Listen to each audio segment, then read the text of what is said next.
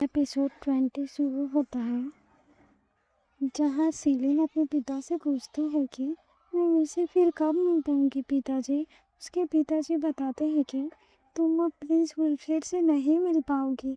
सीलिन फिर पूछती है कि आपका क्या मतलब है। फिर ड्यूक कहते हैं कि सीधे शब्दों में कहूँ तो तुम कुछ समय तक उससे नहीं मिल पाओगी। प्रिंस विल्फ्रेड का अस्तित्व अभी सीक्रेट रखा गया है, इसलिए अब मैं भी उससे नहीं मिल पाऊंगा। फिर सीलिन अपने पिता से पूछती है कि लेकिन उसे सेकंड प्रिंस के रूप में तो स्वीकार कर लिया गया है ना। तब ड्यूक जवाब देते हैं कि हाँ, लेकिन उसकी पहचान तब तक सोशल नहीं की जाएगी जब तक वो मैच्योर नहीं हो जाते। मतलब जब वो 18 साल के होंगे तब तुम उससे खोकर नहीं मिल पाओगी। यह बात सुनकर सीलिन दुखी हो जाती है और सोचने लगती है कि क्या ये इसलिए है क्योंकि पहले उसे मारने की कोशिश की गई थी, या इसलिए क्योंकि उसे एक प्रिंस की तरह सही शिक्षा नहीं मिली थी। सीलिन को ऐसे देखकर उसके पिता उसके पास जाते हैं और उसको कहते हैं कि लेकिन उन्होंने वादा किया है कि वो उसका ख्याल रखेंगे, इसलिए चिंता मत करो। रॉयल फैमिली की कुछ परिस्थितियाँ होती हैं जिन्हें हम नहीं समझ सकते। फिर सीलिन जवाब देती है जी पिताजी, और मन में कहती है कि पोषण की कमी की वजह से विल बहुत छोटा लगता था, लेकिन असल में वो 12 साल का था। मुझे यकीन नहीं हो रहा कि मैं उससे अब 6 साल तक नहीं मिल पाऊंगी। सीलिन के पिता कहते हैं लेकिन उन्होंने हमें चिट्ठियाँ भेजने की अनुमति दी है। यह बात सुनकर वह खुश हो जाती है और कहती है अगर सिर्फ चिट्ठियों के जरिए ही सही, लेकिन मैं उससे जुड़ी रह सकती हूँ। ऐसा कहकर सीलिन खुश होती है और अपने पिता से कहती है मैं भी उसे चिट्ठी लिखती हूँ। फिर सीलिन विल के लिए लेटर लिखती है और उस लेटर में ये लिखती है कि डियर विल। फिर सीलिन सोचती है मैं क्या लिखूं, इतनी सारी बातें हैं जो मैं उससे कहना चाहती हूँ। वह वहाँ अकेला होगा। मैं चाहती हूँ कि उसे पता चले कि सब लोग उसकी परवाह करते हैं। सबसे पहले मुझे उसे बताना होगा कि मैंने उसे एक भी दिन नहीं भुलाया है। मैं उससे मिलना चाहती हूँ। 6 साल शायद ये मेरी सोच से भी ज़्यादा लंबा समय है, लेकिन चाहे कितना भी समय बीत जाए वह हमेशा मेरे लिए खास रहेगा। ऐसा कहकर सीलिन कहती है ठीक है, मुझे ऐसी चिट्ठी लिखनी होगी जो उसे खुश कर दे। ऐसा कहकर सीलिन लेटर्स लिखती है। फिर कुछ दिनों बाद सीलिन मार्किस फॉरेस्ट रेस्टोरेंट पार्टी में जाती है। वहाँ उसकी फ्रेंड का बर्थडे होता है।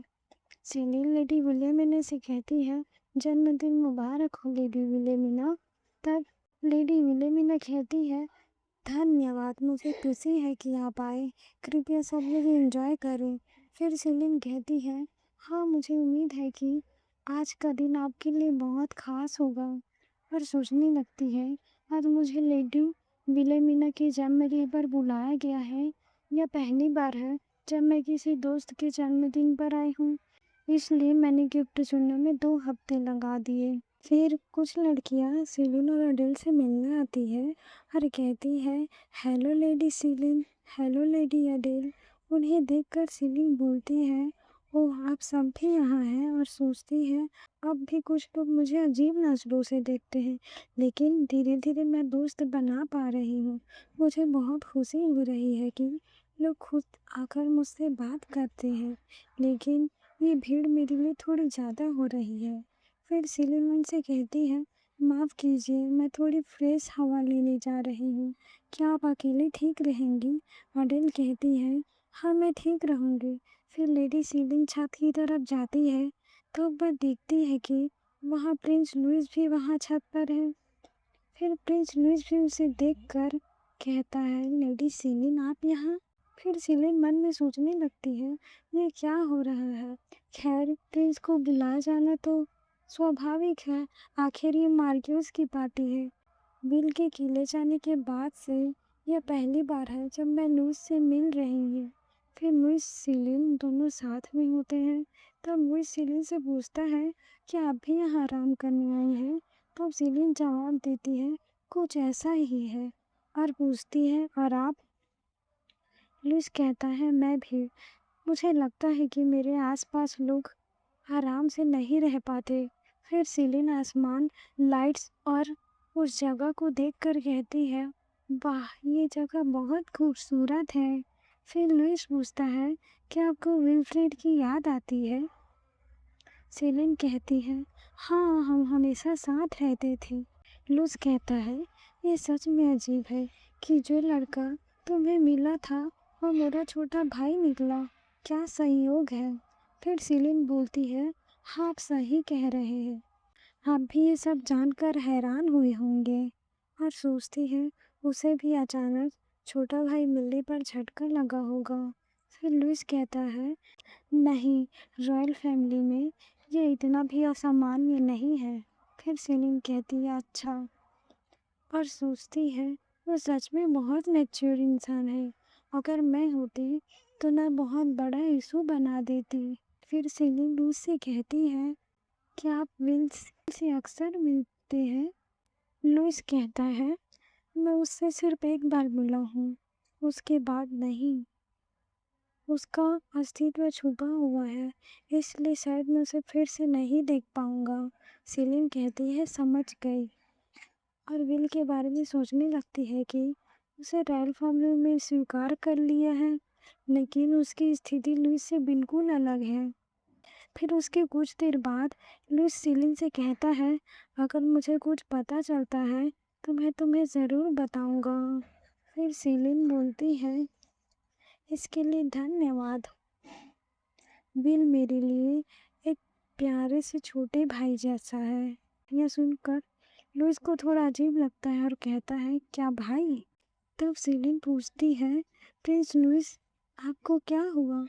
फिर लुइस कहता है नहीं कुछ नहीं, चलो वापस चलते हैं। फिर वो दोनों वापस चले जाते हैं। अगले दिन अडेल और सीलिन बैठे ही होते हैं।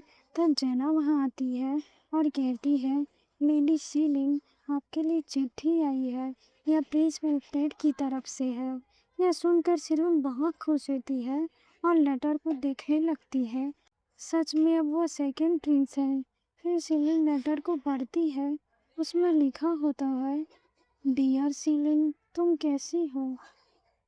मैं ठीक हूँ और मैं मेहनत से पढ़ाई कर रहा हूँ। मुझे तुम्हारी याद आती है। मैं दिन रात तुम्हारे बारे में सोचता हूँ और मैं तुमसे बहुत प्यार भी करता हूँ। यह सब पढ़कर सीलिन सोचती है बिल तुम कितने प्यारे हो। मैं भी तुमसे बहुत प्यार करती हूँ। तुम्हारी लिखावट भी बेहतर हो रही है। तुम सच में मेहनत कर रहे हो। फिर एडेल कहती है ये बहुत अच्छी बात है दीदी। सीलिन कहती है हाँ मुझे खुशी है कि वो ठीक है। मुझे उसे तुरंत जवाब लिखना होगा और मुझे भी अपनी पूरी कोशिश करनी होगी ताकि अगली बार जब मैं उससे मिलूं तो मुझे खुद पर गर्व हो। ऐसा कहकर सीलिन लेटर्स लिखने चली जाती है। फिर कुछ दिन बीत जाते हैं जिसमें सीलिन अपनी स्टडी में ध्यान देने लगी और मैजिक की क्लास लेती और हमेशा बिल को लेटर्स लिखती।